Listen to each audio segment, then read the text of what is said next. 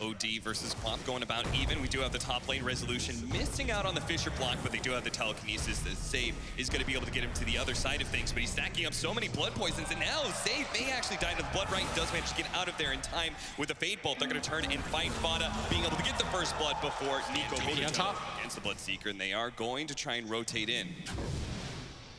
Jumping forward on the other side, though. Will manage to get the Shadow Strike with the Sonic Wave to be able to finish him off. There goes the carry of Alliance. Great rotation. Meanwhile, bottom lane, nice impale from Hanskin. Managed to hit the 2. Solo, actually Solo still gonna go for it here.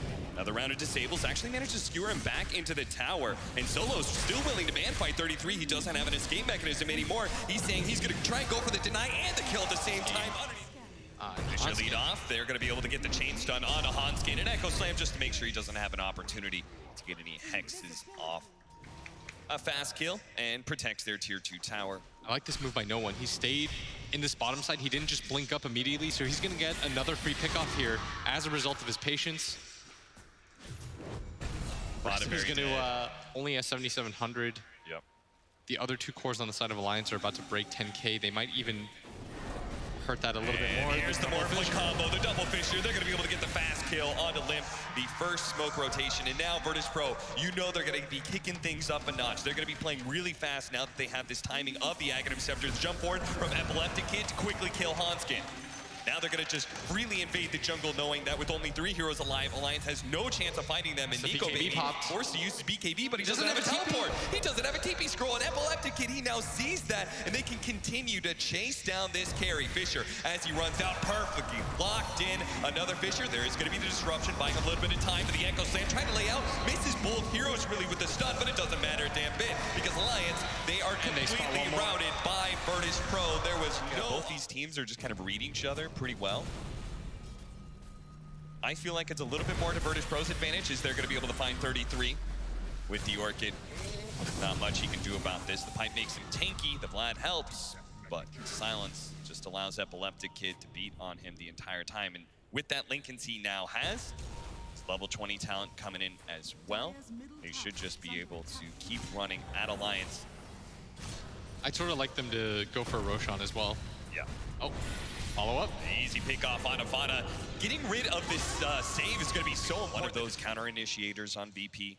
And they still have their mid tower. Oh, just a full jump in from Epileptic Kid as he pops his BKB and challenges Limp. Underneath his shrine, though, that is going to be a little bit problematic. They are able to get the silence onto 33 with the Sonic Wave, almost bursting him down the imprisonment. Might just be able to save this Magnus for a moment, but he comes back in, skewer out, Morphling on the other side of Clips. It doesn't matter. Now he's got another Fissure. He's going to try and jump forward and block off some of these heroes. And Nico Baby's going to try and challenge it, but there's not much he can do. The damage, it is just nothing compared to all of these tanky heroes. So the support crew of Alliance will all fall. Nico Baby's the only one who's going to fight. That usually tells you something. Yeah. And the decision of the Magnus not to go for the Blink Dagger when they suffer from so many initiations right now, aside from TNC. The Fearless Warder, he's going to run smoke into smoke, and that is just not an initiation point. The right-hand side, Epileptic Kid has already killed Fada. BKB activated by Limp is going to try and imprison out, but Epileptic Kid is just demolishing the supports, and now he can focus on the carries. Nico Baby's BKB is going to run out sometime soon. 33's already dead. Nico Baby can't run fast enough. There's just not too many low heroes on the side of VP. It's really only Solo, and now with so many buybacks coming in, this is going to be the last stand from Alliance. They have to be able to save Limp, but they're not able to. He does have a buyback. 33 tries to go for the RP, but no one was around, and this is just the end. Is actually quite spammable right now. Yeah, just being able to spam that. The self-attack chance as well, the higher levels you get.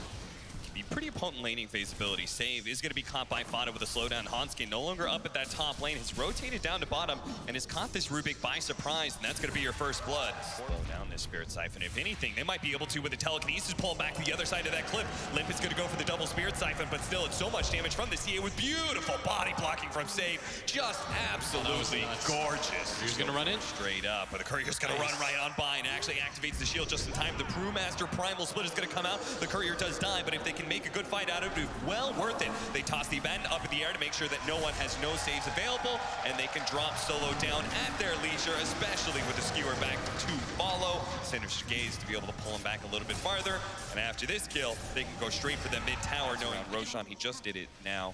Hanskin, he's got Blink Dagger. He's waiting for everybody to clump up, and they This are. would be massive. VIRTUS.PRO, I don't think they expect this at all. The Abaddon may be their only saving grace here. They're going to try and go for the duel. They are going to group up. It's going to be 4-man RP. Same comes in, tries to steal what he can, but they are all grouped up with that spin. Nico Baby not super happy with it, though, because they didn't actually finish off the TA or the Ursa. He's got to be careful of that physical damage. Same goes to Revolution, who's now been silenced up. Won't be able to is so low now. press the attack. He's immediately going to buy back, though. The two cores are still a little bit low, but they have a lot of saving mechanisms that VP... That is pretty rough, especially with the Yule Scepter on the Death Prophet.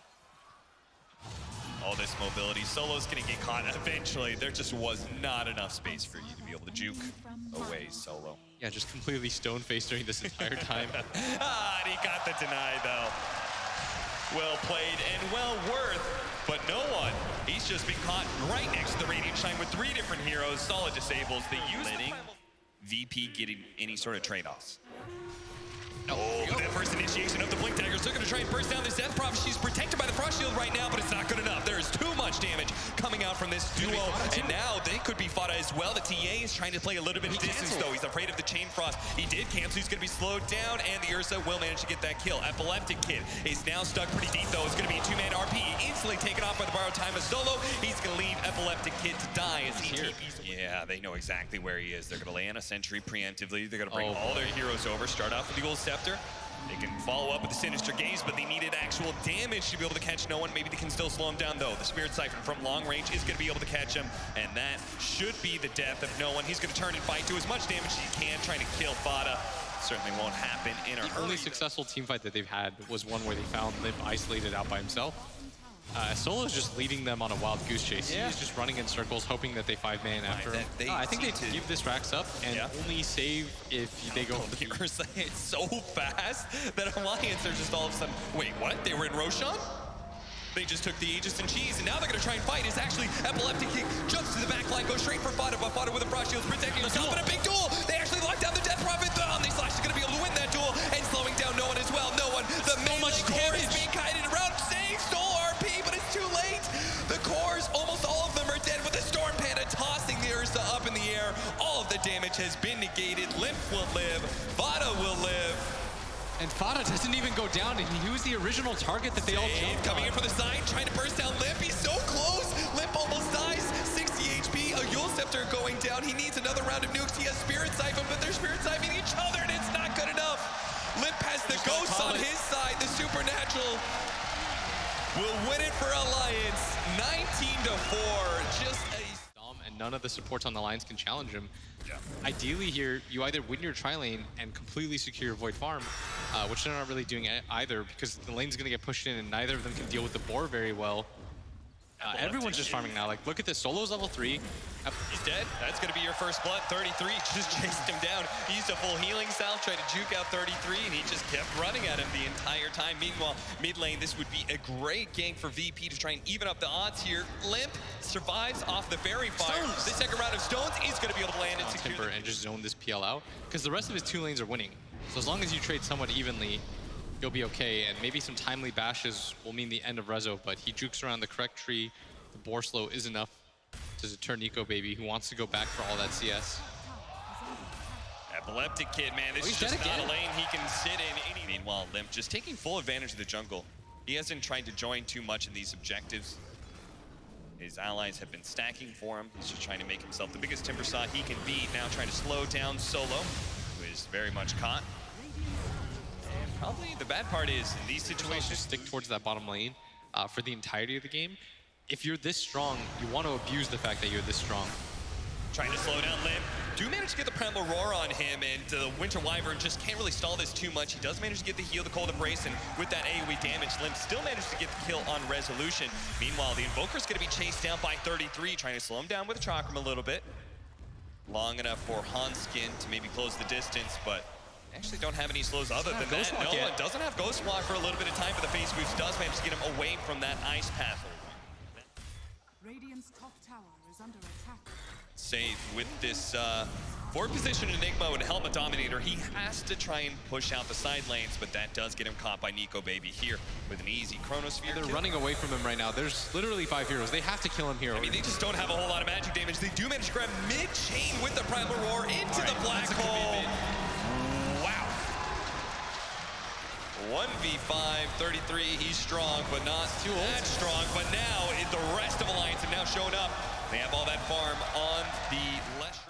The Chronosphere resolution. There's a lot of different ways to cancel through, but I mean, at least make it easy so that you don't get screwed over by things like Ice Path.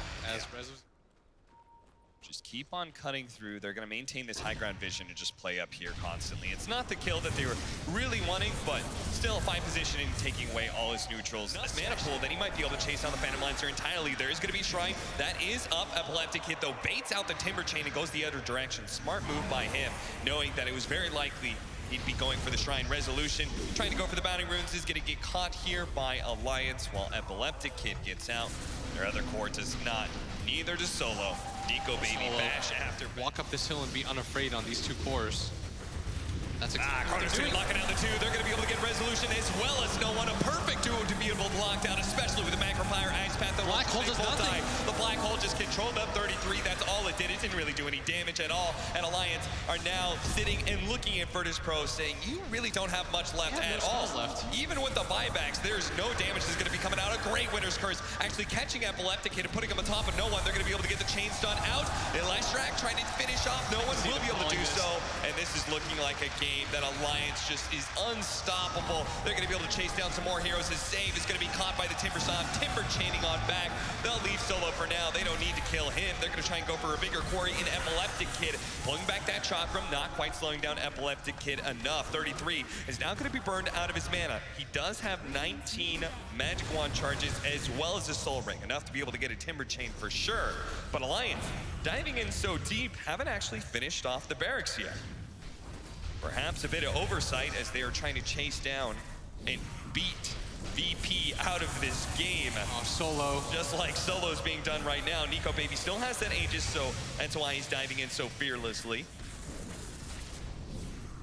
But eventually, they're just going to be burned out of mana and may not feel good about forcing these fights anymore. So it looks like, yeah, Alliance are going to back some sort of like wraparound or somehow get into this back line. That's where Resolution's heading to. He's here with the smoke. He's got to find somebody, but they have so many different damage to follow it up. An early Shadow Blade. Maybe Epileptic Kid can, with this Primal Roar, quickly execute some of these supports. Immediately gets on top. Fana has to doppelganger right away. There goes that Primal Roar laid out into Hanskin. They do have the Meteor coming in, but it's a little bit too slow and just not enough damage. Resolution with the time dilation on him is so slow. 2 down, VIRTUS.PRO. Now left with 3. Well, make it just 1 because this 2-man Chronosphere is going to take down both No One and Save quite easily and force VIRTUS.PRO to call the GG. I really